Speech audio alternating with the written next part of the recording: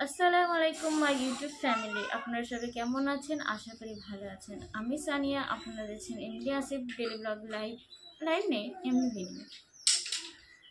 তো আজকে আমি আপনাদের সাথে কিছু কথা শেয়ার করতে চাই, আর আমার প্রেগনেন্সি নিয়ে, আমার বাচ্চাকে নিয়ে। তো অনেকদিন ভিডিও করা হয়নি, কারণ আমার প্রেগনেন্সি চলাকালীন আমি ভিডিও বানাতে পারিনি, তাই আজকে আপনাদের সঙ্গে আবার চলে আসলাম। তো আশা করি আপনারা আমার ভিডিওকে স্কিপ করবেন না, পুরোটাই দেখবেন। চলো আমার আজকে ভিডিওর মূল টপিকে যাওয়া যাক। আমার বাচ্চার কিছু প্রবলেম ছিল, যেটাকে ডক্টরের ভাষায় বলে ক্লিফ লিপ, অ্যান্ড পা দুটো ছিল মুড়ানো, যেটা ফটোতে এসছে মুড়ানো। তো 5 মাসে যখন আমি আল্ট্রাসাউন্ড করি, তখন আমার বেবির এই প্রবলেমটা দেখা দিয়েছিল। তো ডক্টর বলেছিল আপনি ধৈর্য ধরুন আর আল্লাহকে ডাকুন, আপনি কোনো টেনশন করবেন না, কারণ টেনশন করলে আপনার বেবির অনেক ক্ষতি হবে।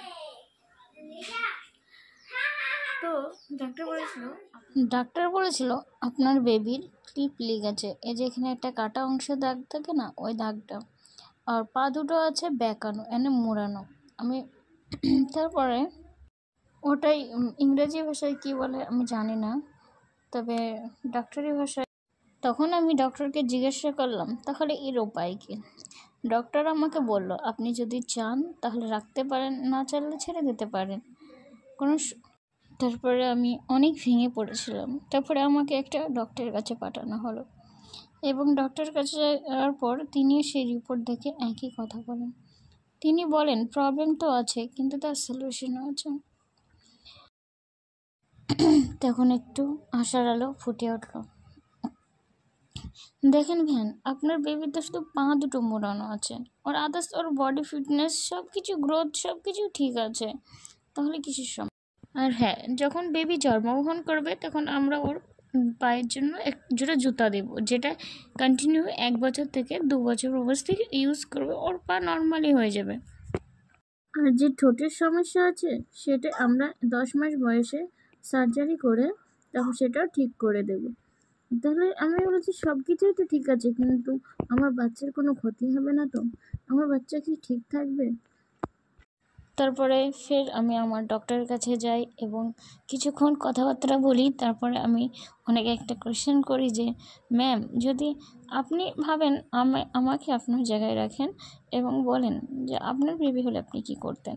তখন বলেছিল ইনশাআল্লাহ আমি এই বাচ্চাটাকে কন্টিনিউ করতাম। তখন বললাম ইনশাআল্লাহ আমি এই বাচ্চাটাকে কন্টিনিউ করব। তারপরে কথাবার্তা বলার পরে চলে আসলাম। তারপরে আমি বাড়িতে আসি, বাড়িতে এসে সবার সঙ্গে কথাবার্তা বলি।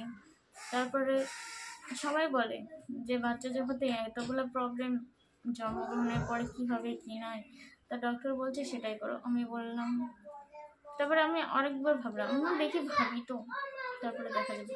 তখন আমার মনের মধ্যে অনেক কষ্ট পাচ্ছি যে আল্লাহ, আমার বাচ্চার নড়াচড়া অনেক ফিল করতে পারছি।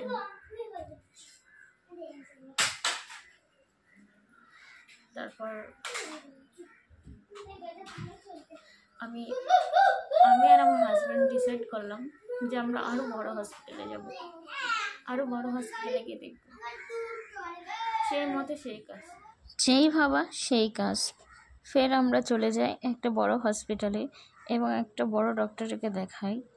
তারপর ওনাকে রিপোর্টগুলো দেখানোর পরে সব রিপোর্ট দেখে উনি তো বললেন হ্যাঁ সমস্যা তো আছেই বাচ্চার, তাই কি করা যাবে। উনি বলেছিলেন একটা কথা, যদি আপনার বড় বাচ্চার কিছু হতো তাহলে কি করতেন। আমি বললাম ম্যাম, আমি আমার এই বাচ্চাকে এমনিও ছাড়তে চাই না, অমনিও ছাড়তে চাই না, সে যেভাবে দুনিয়াতে আসুক ইনশাল্লাহ আমি তাতেই খুশি। তিনি বলেছিলেন আপনি টেনশন করবেন না, টেনশন করলে আপনার শরীর খারাপ হবে, আমরা আপনার বাচ্চাকে গাইড দেব, সম্পূর্ণ চিকিৎসা আছে, এর কোনো চিন্তার কারণ নেই। যতক্ষণ আপনার বাচ্চা ঠিক না হচ্ছে আমি আপনাকে গাইড করব, আমি আপনাকে দেখব। তখন আমি আরও ভরসা পেলাম এবং বাচ্চাটাকে কন্টিনিউ করার চেষ্টা করলাম। প্রেগনেন্সি চলাকালীনে 9 মাস অবধি আমার প্রচুর কষ্ট হয়েছে। তার রিপোর্ট আমি দেখাচ্ছি কী ধরনের প্রবলেম আমার ছিল বাচ্চার। আপনারা দেখলেই বুঝতে পারবেন। স্পষ্ট বোঝা যাচ্ছে কি আমার জানা নেই, কিন্তু দেখেন এই হলো আমার প্রেগনেন্সি বাচ্চার যে প্রবলেমটা, সেই প্রবলেম মার জন্য